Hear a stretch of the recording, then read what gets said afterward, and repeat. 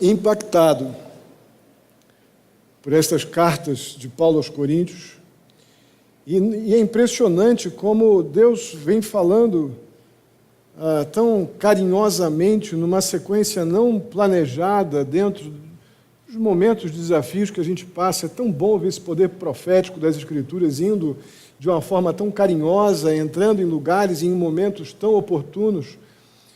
Tem sido consolador olhar para esses textos e ver todos os momentos do apóstolo Paulo, das realidades da igreja em Corinto, como isso interage com a nossa história de uma forma tão extraordinária. De acordo com o que nós vimos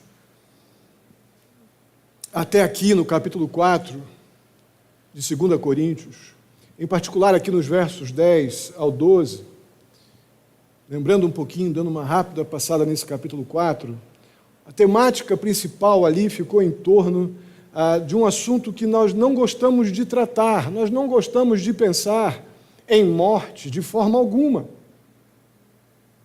Ela virá para todos nós, mas nós não gostamos de lidar com este assunto. Mesmo que para o crente a morte não implique em algo espiritualmente final, há um final carnal, humanamente falando, mas a eternidade é uma lembrança gloriosa por causa exatamente do Evangelho. O apóstolo Paulo ele vai mais adiante, não somente com essas lembranças, com esse impacto que as coisas eternas devem gerar no nosso presente hoje, mas como ele fala de um outro tipo de morte, que é que nós batemos muito no capítulo 4, que é a morte para nós mesmos. Nós não estamos nem um pouco desejosos, normalmente, de morrer. Aquele negar-se do Senhor Jesus no Evangelho de Lucas, negue-se diariamente. Tome a minha cruz e siga-me. Isso é, sem dúvida alguma, uma declaração de morte para paixões carnais, declaração de morte para o nosso ego, para as nossas vaidades. E não é porque Paulo era um super legal, não, é porque Paulo estava tão envolvido com o Evangelho. O Evangelho fazia uma parte tão intensa, tão profundamente entranhada na vida do apóstolo Paulo, que ele tinha uma percepção tão clara do seu pecado e do impacto da morte de Cristo em seu favor na cruz. Ele se via tão claramente como um pecador alcançado unicamente por uma graça inexplicável, que, como mais adiante vamos ver aqui na segunda carta, ele entendia realmente que o viver era para Cristo e o morrer era um absoluto lucro. Mas não é uma utopia, não é uma coisa de uma pessoa suicida ou deprimida, não. É a percepção do amor de Deus, abrir mão, morrer para as suas paixões, interesses, egos, para que o nome de Cristo brilhasse, e não o seu intelecto, não sua experiência, não sua articulação, sua oratória, mas apenas que Cristo fosse visto. Isso ocupava a mente do apóstolo Paulo. Por isso que a morte, muito mais do que um modo de vida, essa morte para o eu, pela causa de Cristo, essa morte era o motivo da vida do apóstolo Paulo. Essa era a forma mais prática com a qual ele testemunhava o que Cristo é e fez na sua vida. Com isso em mente, vamos ler capítulo 2, ou melhor, capítulo 4, 2 Coríntios, dos versos 16 até o verso 5 do capítulo 5.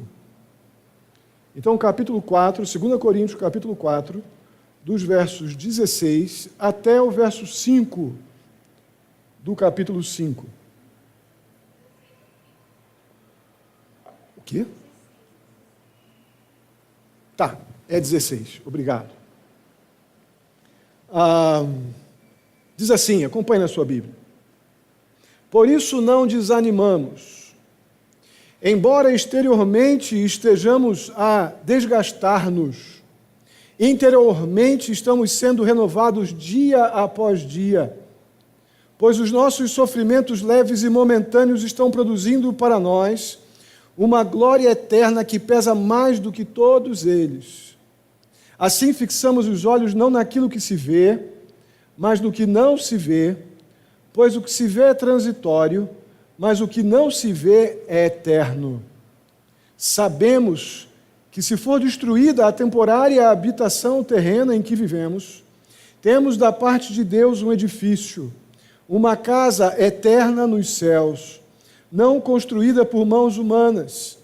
Enquanto isso, gememos, desejando ser revestidos da nossa habitação celestial. Porque estando vestidos, não seremos encontrados nus.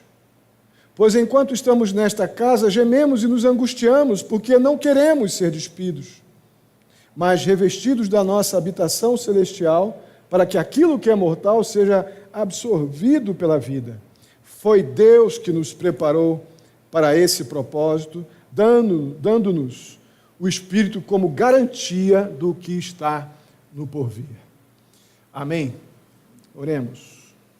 Mais uma vez, Pai Santo, eu te dou graças por tudo que o Senhor já nos permitiu nesta tarde e noite, por total convicção da tua soberania, do teu pastorado sobre a nossa vida, do teu pastoreio sobre a nossa vida, sobre esta igreja. Eu te agradeço pelo privilégio que temos de nos ajuntar como tua igreja e agora dedicarmos exclusivamente esse tempo para ouvir o Senhor, ouvir a tua palavra. E eu peço em nome de Jesus que o teu Santo Espírito nos toque, nos transforme, que não seja apenas, ó Pai, uma transmissão de conhecimento, mas que seja, ó Deus, a transmissão da tua palavra, transformando nossa mente e coração, consolando, edificando, exortando. Ó Deus, nos ajuda, fala conosco, mais uma vez eu te peço, no nome santo de Jesus. Amém. Muito bem.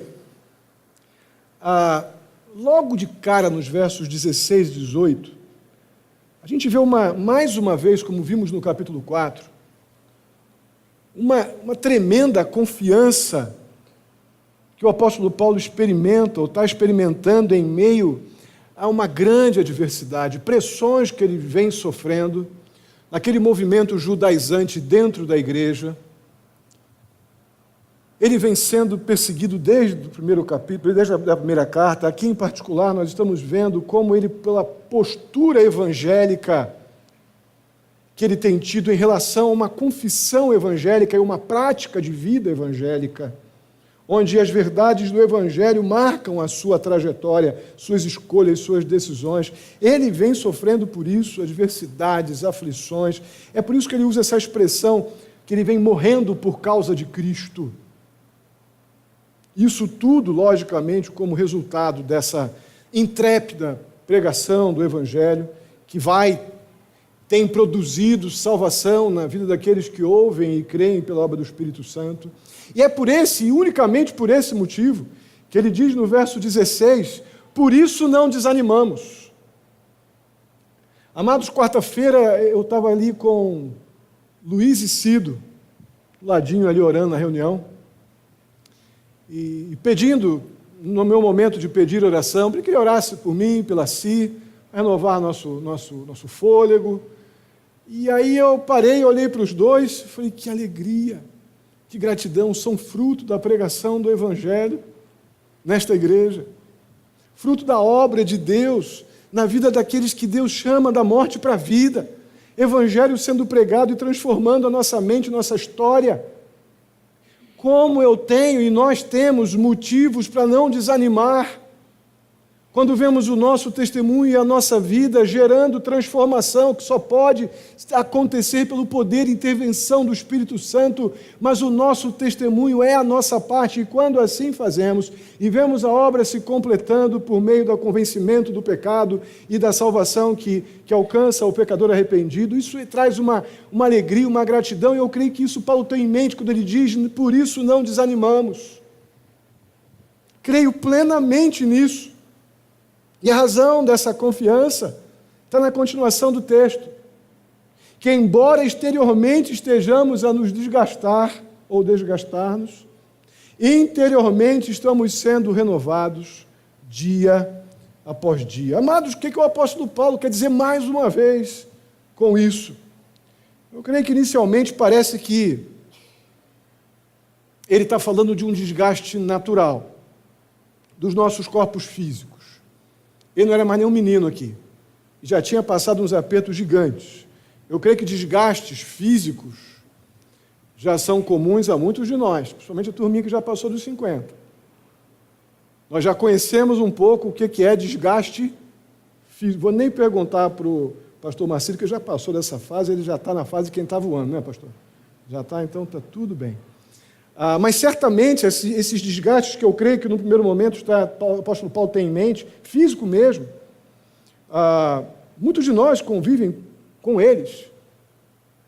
Aquelas luzinhas vermelhas que acendem lá nos painéis lá do nosso painel da nossa mente, começando a piscar, dizendo a luz de óleo está faltando óleo, está precisando trocar aqui uma pecinha, né? Todos nós, os mais experientes, já temos mais luzinhas vermelhas acendendo no painel e piscando, né? Isso faz parte da vida.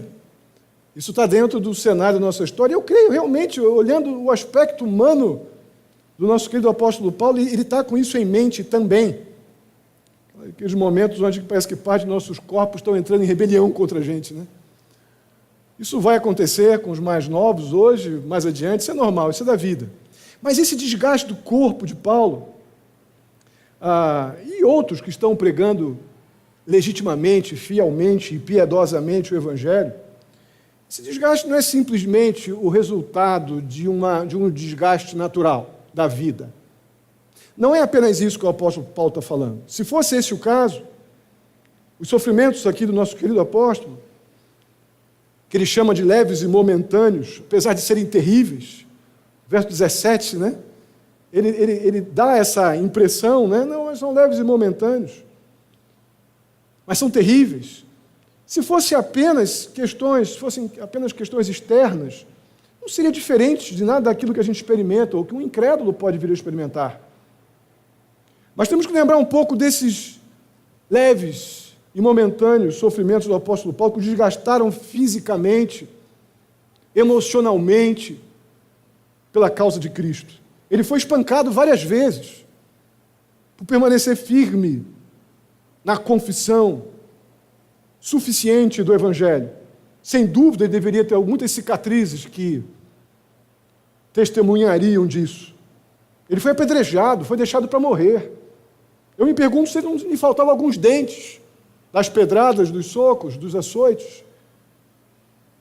Não devia ser uma imagem das mais bonitas, o apóstolo Paulo. Principalmente nos livros apócrifos, ele era carequinha, barrigudinho, de perninha torta. Enfim, que conforto o apóstolo Paulo ele encontra, amados, para viver dessa maneira. Ele está talvez aí já chegando na segunda carta, perto da morte, por todos esses tipos de desgastes que ele sofreu.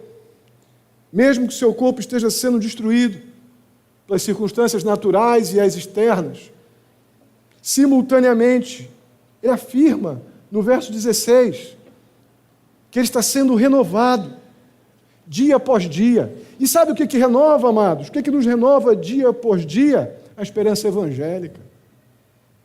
A alegria da glória eterna.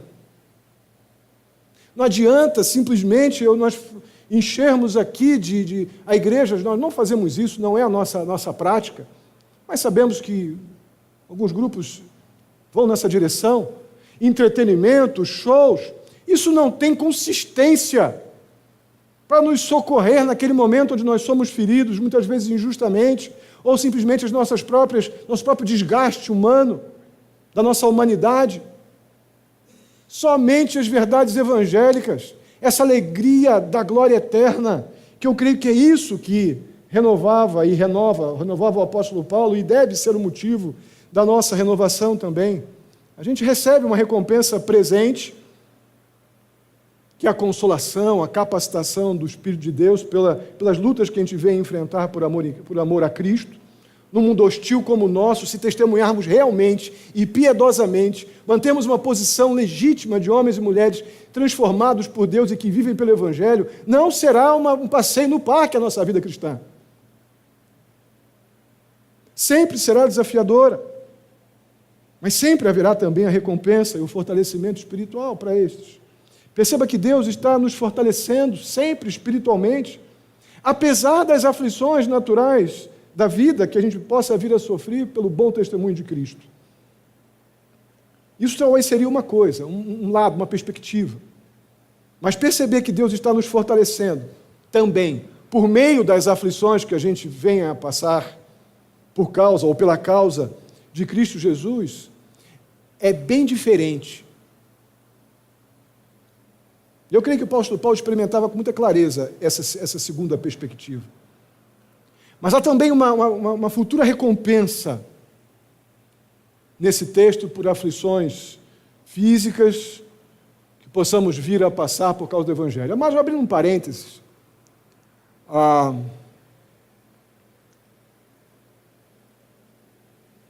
Os irmãos já viram, eu já falei aqui, algum tempo atrás, há pouco tempo atrás, do próprio apóstolo Paulo, das demandas do apóstolo Paulo, os desgastes emocionais, espirituais, agora físicos. E eu comentava com uma pessoa essa semana, que eu não lembro quem foi, se não está muito claro, falava com jovens agora à tarde na classe, se nós não temos um pano de fundo da nossa vida, na nossa cabeça, no nosso pensar, um pano de fundo totalmente repleto de verdades espirituais a respeito de quem somos, a respeito do que Deus fez na nossa história quando nos alcançou com graça maravilhosa.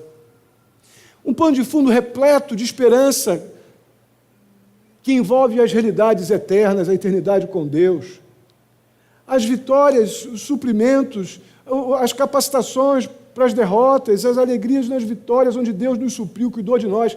Tudo isso compondo um pano de fundo insistentemente, diariamente renovado, iluminado. Nós não somos capazes de sentir aconchego, renovação espiritual em meio às aflições, porque a gente só entende o que vê. As coisas eternas estão muito distantes. O que é carnal precede a minha interpretação na hora de lidar com os fatos. Se a nossa cabeça não está cheia de Deus, falamos sobre isso na quarta-feira aqui na mensagem de reunião de oração, aquela mente preparada para que nós possamos agir como servos do Deus que nos salvou em Jesus Cristo. E uma mente preparada, é preparada das coisas de Deus, é o que o apóstolo Paulo falou anteriormente, que Pedro falou anteriormente no capítulo, na sua primeira carta, no capítulo 1. Nós não teremos essa maturidade para lidar com as aflições por causa, ou perseguições, ou lutas pela causa de Cristo, e encontrar nisso renovo e esperança, se a nossa mente não está cheia de Deus, das verdades eternas. Caso contrário, isso vai ser uma filosofia muito bonita, mas muito pouco prática. E é aí que nós caímos. É aí que a gente começa a procurar culpados. É a igreja, é o pastor, é o diácono, é o fulano, é o isso, é aquilo. Quando a responsabilidade da vida santificada é sua. A capacitação para tal é para Deus, mas a decisão de buscar uma vida conformada com a imagem de Cristo, essa é nossa.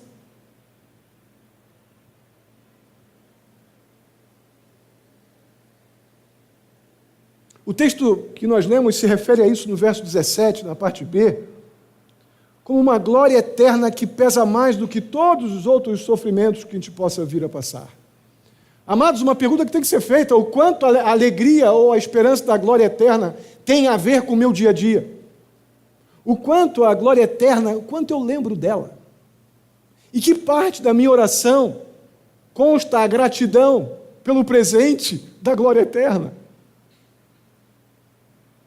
Eu creio que nós encontramos, se respondermos honestamente essa pergunta, a gente encontra os motivos aqui das ansiedades, dos pânicos, da desesperança, porque pensamos muito pouco naquilo que é fundamental para viver num mundo hostil que jaz no maligno, com tantas lutas que enfrentamos diariamente. Quando nós comparamos as nossas aflições terrenas pela causa de Cristo com a glória futura que Deus tem para nós, simplesmente não há comparação. Simplesmente não há referência para comparação.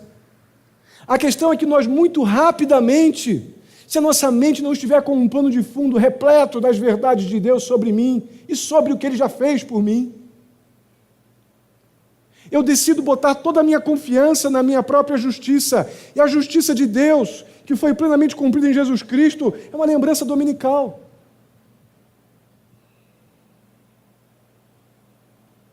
E a nossa justiça só consegue produzir para nós angústia. Porque por algum momento parece até que está dando certo, mas logo, logo nós vamos ficar frustrados.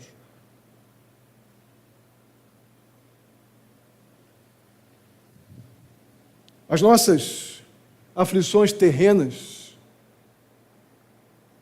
como o apóstolo Paulo diz que leves e temporais, que não foi nada de leve, são nada em relação à glória futura.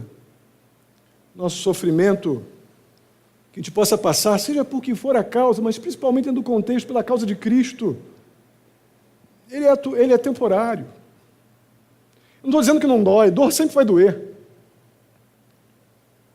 Sofrer algum tipo de ataque, seja qual for a forma, injúrias, vai nos desgastar emocionalmente, fisicamente. Aconteceu isso com Paulo há tanto tempo atrás. Mas também é de curta duração, tudo passa. Nossa recompensa celestial, de glória, é eterna. Extremamente superior a estas coisas que a gente passa, sim, e dói, mas passa. Quando o preço do testemunho do Evangelho, de um testemunho fiel do Evangelho de Cristo, onde nos negamos, abrimos mão dos nossos egos e vontades, comparado com os benefícios, tanto presentes quanto eternos de uma vida com Deus, amados, o preço é mínimo. É mínimo. Não é de admirar que o apóstolo Paulo não perca a esperança. Ele tem isso em mente. Ele não é nenhum valentão espiritual, não. Esse homem aprendeu a andar com Deus, em meio às muitas lutas. Capacidade de viver em nossas lutas humanas e físicas, por causa de um bom testemunho de Cristo. Na verdade, nós passamos lutas muito mais tempo por causa dos nossos interesses sendo de alguma forma tomados, do que propriamente por causa de um bom testemunho de Cristo. Eu desejo que nós tenhamos, que eu esteja aqui cometendo um enorme erro. Mas normalmente não é muito normal nós passarmos, é uma tristeza falar isso, mas sofrermos grandes pressões pela pregação do Evangelho e pelo bom testemunho de Cristo. Nós sofremos muitas pressões, repito, por interesses, por coisas até legítimas, terrenas, temporais, que a gente deixou de ter, ou nos foram tiradas, mas por uma posição bíblica, evangélica, impactante por causa daquilo que Cristo é em minha vida, a minha vida como uma carta aberta de Cristo Jesus. Não é muito comum a gente ter perseguições por isso. O apóstolo Paulo teve muitas. Mas eu quero crer que desejo para mim e para vocês que se tenhamos que passar aflições nessa vida, que seja pela causa de Cristo. Amém?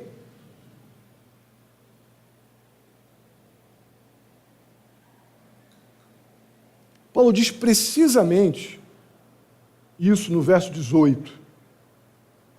Assim fixamos os olhos não naquilo que se vê, mas no que não se vê. Pois o que se vê é transitório, mas o que não se vê é eterno. Meus irmãos, a única maneira pela qual uma pessoa pode se alegrar confiadamente em meio ao sofrimento físico e emocional que a vida possa nos proporcionar é ver pela fé a certeza das bênçãos eternas. Não tem outra coisa. Não tem outra coisa. Somente essa capacidade de ver pela fé as bênçãos celestiais que esperam aqueles que confiam naquilo que Cristo fez na cruz em nosso favor. O texto de Hebreus, capítulo 11, verso 1, que a gente conhece bem, né? Vamos ler juntos? Vamos lá. Ora, a fé é a certeza daquilo que esperamos e a prova das coisas que não vemos. texto que a gente conhece de cor. A questão é que eu estou batendo muito nessa tecla, na classe de escola dominical, onde tenho estado com grupos menores, aqui mesmo na igreja domingo passado mencionei isso. Nós temos que decidir em nosso coração, não é parar de trabalhar os temas, não é? Que seja filosoficamente, intelectualmente, lidando com conhecimento, comparando textos, vendo o que devemos, o que fazemos, o que não fazemos. Mas o grande desafio é dar o passo seguinte, ficar filosoficamente conjecturando não tem poder para transformar nada. A questão é, e daí? O que eu vou fazer com o que eu creio? Só dizer, isso é assim, isso é assado, isso é difícil, isso é fácil, isso eu não faço. Tudo bem. A questão é o passo seguinte, se não um ambiente de filósofos. Não é para isso que estamos aqui. A palavra de Deus tem um propósito de nos transformar mente e coração. O Espírito Santo nos convence do pecado, da justiça e do juízo. O Espírito de Deus nos ilumina a ter essa percepção de certo e errado, de estou pecando. Mas o passo seguinte eu preciso dar. A estratégia de mudança. O que vou fazer para ser esse crente com a minha cabeça cheia, permeada de verdades evangélicas, a ponto de me capacitar a tomar atitudes, como vemos na classe há pouco dos jovens, atitude de perdoar biblicamente, atitude de sermos adoradores do Senhor em todo o tempo, atitude para que se tivermos que sofrer, que seja pela causa de Cristo, pelo bom testemunho do Evangelho. Amado, tem que começar a contemplar o céu pela fé. Essa fé aqui. A gente tem que parar de ficar procurando motivos para crer naquilo que eu enxergo aqui a 2 metros. E começar a encontrar definitivamente os motivos para crer naquilo que me é guardado, seguramente, com toda certeza, que é a eternidade com Cristo, na glória dele. A alegria da glória eterna precisa ser vista diariamente na nossa vida cristã. Isso só vai acontecer dentro desta perspectiva de fé. A fé bíblica nos capacita, essa fé que está sendo aqui apresentada, fé que recebemos como uma capacitação de Deus para crer nele mesmo. Aquele que está batalhando por essa vida de testemunho e entranhada com as verdades evangélicas que um dia confessou, sem dúvida alguma, essa fé bíblica capacita a ver o céu com tanta clareza quanto vê a terra. Mas o contrário é verdadeiro. Nós somos chamados a nos alegrar com esta glória eterna, mas se vivemos por meio deste tipo de fé, mesmo nas grandes aflições e tribulações que a gente vem a passar nesta vida. Mais um motivo pelo qual o apóstolo Paulo está totalmente confiante, mesmo diante desse desgaste da própria natureza humana e dos desgastes causados pela causa de Cristo. Ele crê que o seu corpo terreno, repito, acredito que ele estava velhinho, já chegando aqui, próximo ao seu final de dias de vida física. Ele sabe que aquele corpo terreno será substituído por um outro muito melhor. Vamos relembrar aqui os versos 1 a 5. Acompanhe aí. Sabemos que se for destruída a temporária habitação terrena em que vivemos, temos da parte de Deus um edifício, uma casa eterna nos céus, não construída por mãos humanas. Enquanto isso, gememos, desejamos ser revestidos da nossa habitação celestial, porque estando vestidos, não seremos encontrados nus. Pois enquanto estamos nesta casa, gememos e nos angustiamos, porque não queremos ser despidos, mas revestidos da nossa habitação celestial, para que aquilo que é mortal seja absorvido pela vida. Foi Deus que nos preparou para esse propósito, dando-nos o Espírito como garantia do que está por vir. Amados, aqui, com muita clareza, com muita objetividade e praticidade, o apóstolo Paulo está dizendo assim: nossos corpos terrenos são comparados a tendas, habitações celestiais, ou melhor, a tendas que serão habitadas aqui por um período de tempo. Nossos corpos são comparados a habitações temporárias, a ideia da tenda. Já, por outro lado, ele diz que nossos corpos celestes são comparados a um edifício, uma casa. Poderíamos até, em algumas traduções, chamar de mansões. Ele diz nesse contexto que todo gemido e dor será substituído por um pleno regozijo quando habitarmos esses novos corpos na eternidade e na presença de Deus em sua glória. Amados, como que o apóstolo Paulo e nós mesmos podemos ter tanta confiança? Por causa do versículo 18. Isso aqui deveria estar lá numa folha de papel A4, com letras garrafais, lá no teu espelho. Porque é aqui que geralmente a gente tropeça, no de respeito a uma vida de esperança em meio às aflições que todos nós as temos. É isso que renova o nosso vigor. É isso que nos traz, que nos faz, joga holofotes lá naquilo que temos em nossa mente, mas às vezes fica numa lembrança distante. Alegria da glória eterna. Vamos ler juntos. Assim fixamos os olhos, não naquilo que se vê, mas no que não se vê. Pois o que se vê é transitório, mas o que não se vê. Ai, amados, como sofremos porque esquecemos disso.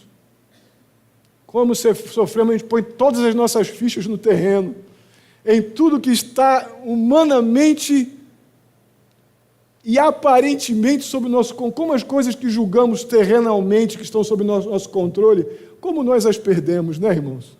Com que facilidade a gente perde aquilo que a gente planejou tanto, todos os bens terrenos. É muito legal você poder ter, comprar, ter suas coisas, tudo legítimo aí, não tem nada de errado. Você já viu, já teve a percepção de como, simplesmente, pelos motivos, às vezes mais diversos, que nós planejamos ou não, a gente perde, a gente deixa, a gente precisa vender, a gente perde por um motivo ou por outro. Como as coisas que vemos são temporais, a gente coloca todas as nossas fichas nas coisas que simplesmente não são ilegítimas, mas não são eternas. E vemos aqui um pouquinho de investimento nas eternas, como se eu fosse desfrutar do terreno para o resto da vida, e a eternidade fosse uma lembrança, mais uma vez, repito, dominical.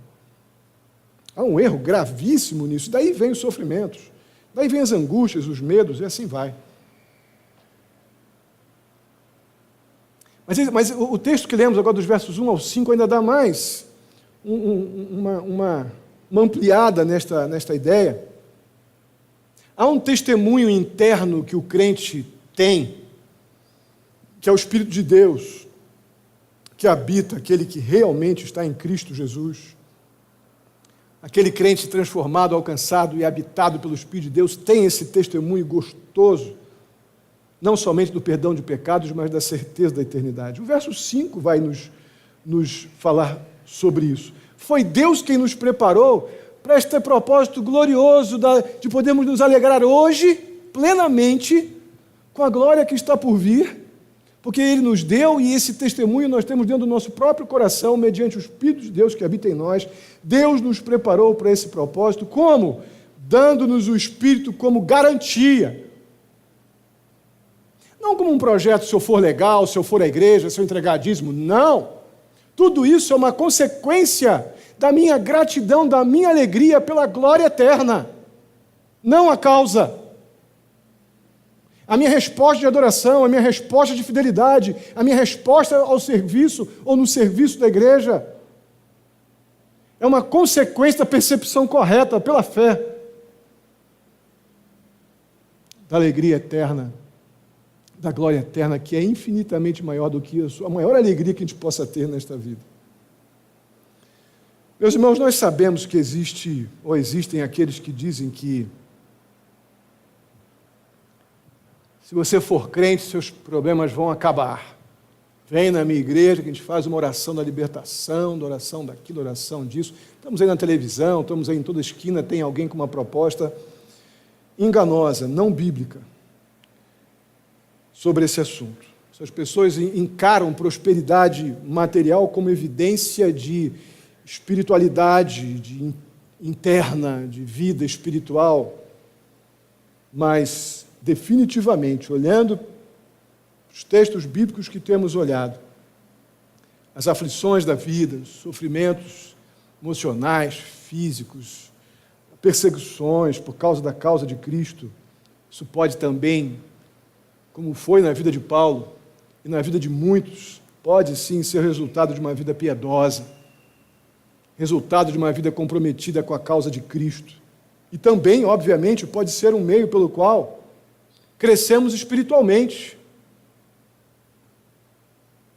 O que eu tenho pedido Orava com Maurício e Josi esses dias, tenho pedido por alguns que a gente tenha acompanhado mais perto nas suas lutas, é que nós não desperdicemos as aflições que Deus nos permite.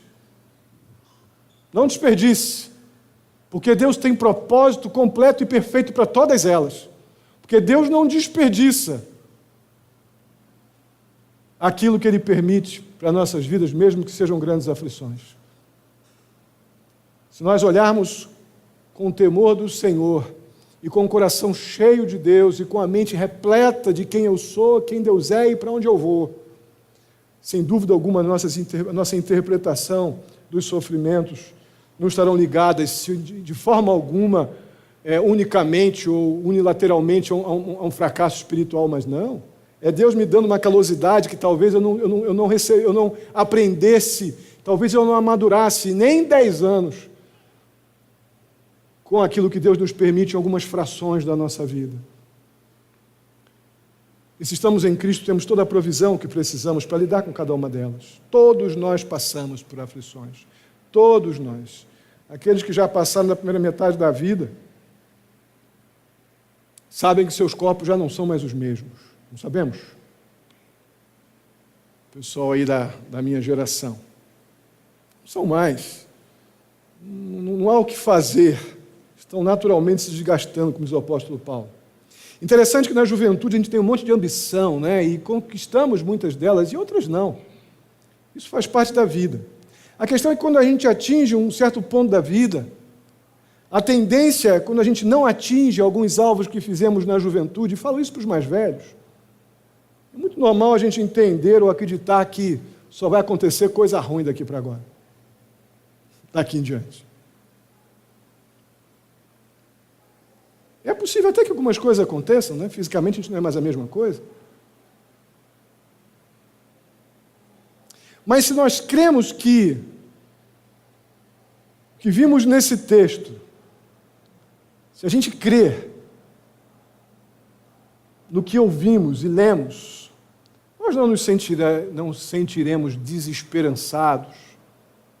E, pelo contrário, esperançosos. Simplesmente porque nós podemos crer numa verdade espetacular, que é a glória eterna. Quantos que nós amamos não têm esse privilégio que você tem? De poder, ainda que no meio das aflições naturais e daquelas que nos são impostas, a gente poder confiar nesse projeto de vida que Deus nos deu quando nos alcançou de forma maravilhosa e graciosa em Jesus Cristo, a ponto de podermos ter alegria em meio aos maiores desgastes, porque a glória da habitação futura ela é extremamente maior do que da habitação presente. Botamos ficha demais naquilo que perece, irmãos.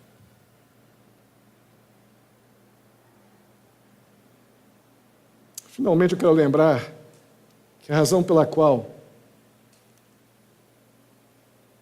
a morte física ela não pode e não é mais o inimigo, é porque Jesus Cristo morreu e ressuscitou dos mortos. Como essas realidades, falar nesse tema, angustia alguns. Quantos ao nosso redor que não creem no Evangelho como temos crido, precisam ouvir de você a esperança até para a morte. E você testemunhar o que Cristo fez por você na cruz, e que você é alvo desta graça maravilhosa, que te deu na morte a esperança de vida e vida eterna com Ele. Isso te renova, te levanta, te capacita. Quanta gente ao teu redor está precisando ouvir isso? Os crentes, obviamente, não precisam mais temer a morte, porque Cristo já fez o que tinha que fazer por nós. O crente tem o privilégio de morrer diariamente por Cristo, e quantos estão desperdiçando isso por vaidades? Por se apegar à justiça própria. É melhor a do Senhor, amado, é melhor a do Senhor do que a tua, acredita. Apegue-se à justiça do Senhor, ela é implacável, perfeita, cheia de justiça e de amor, com propósitos divinos. A nossa não, a nossa geralmente é vingativa, oportunista, interesseira. Joga ela fora em nome de Jesus.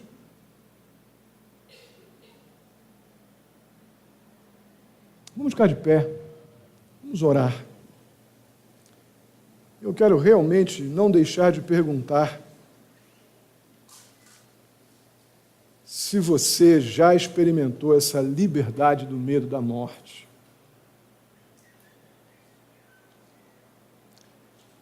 E eu estou falando aqui para crentes.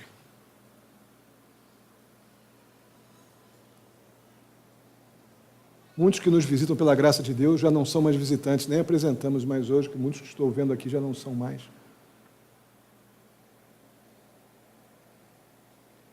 Eu quero dizer que você pode confiar na liberdade do medo da morte, confiando naquele então que morreu pelos seus pecados, confiando no amor e na obra de Cristo em nosso favor. Amados, a gente tem que aprender a transportar, definitivamente, a transportar do intelectual para o fato. Se as lembranças que envolvem as verdades evangélicas estão distantes, vai chorar com o Senhor, dobre o teu joelho, Senhor, eu preciso me lembrar constantemente que eu estava morto em pecados e delitos. O Senhor, por graça inexplicável, por um amor inexplicável, decidiu salvar pecadores e eu estava lá, o pecador que o Senhor decidiu alcançar. Com o teu poder, me convenceu do meu pecado e me deu segurança de que ainda que eu morra, eu viverei. Me deu motivos para me alegrar, porque eu tenho algo eterno que ninguém pode tirar. Amados, quando isso começa a fugir, a gente tem que parar. Tem que parar.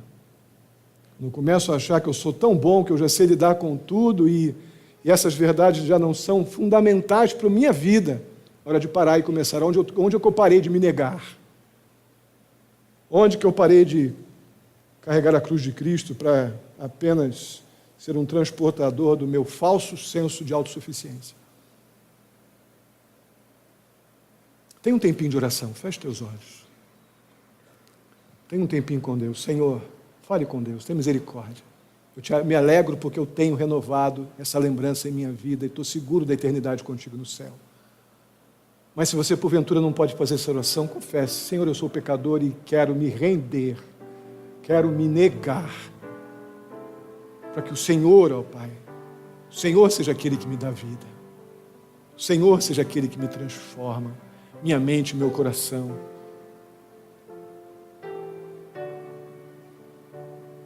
Fale com Deus.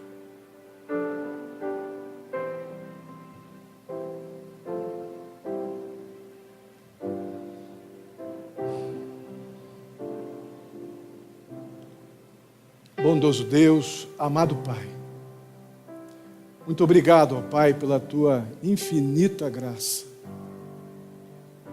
Tua paciência para conosco, Tua misericórdia que se renova sobre nós a cada manhã, e por isso, unicamente por isso, não somos destruídos.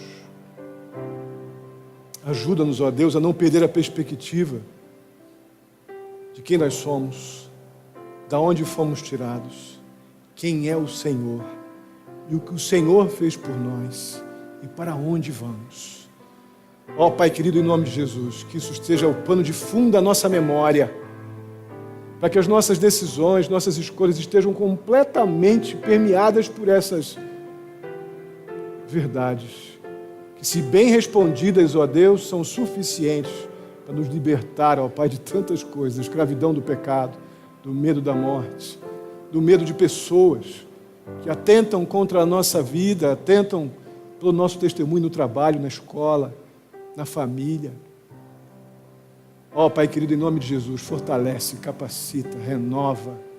Se alguém aqui que ainda não entregou o coração a Jesus Cristo, que seja agora, ó Pai, em nome de Jesus, que haja confissão de pecados e que haja salvação.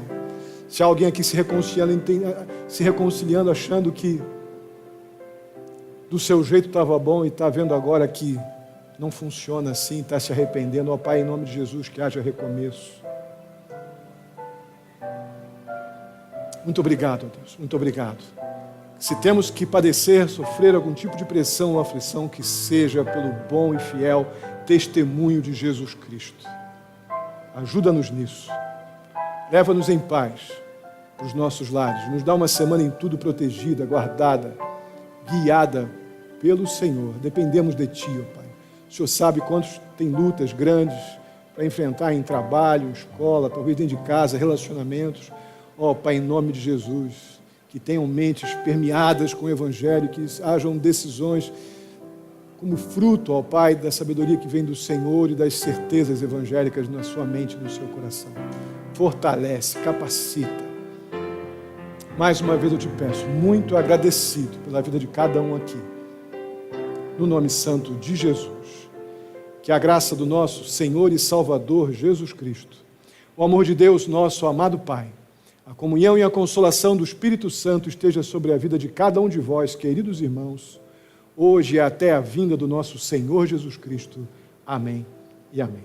Que Deus abençoe. Podem sentar. Tenha seu tempo de oração. Não deixe de abraçar o seu irmão antes de ir embora.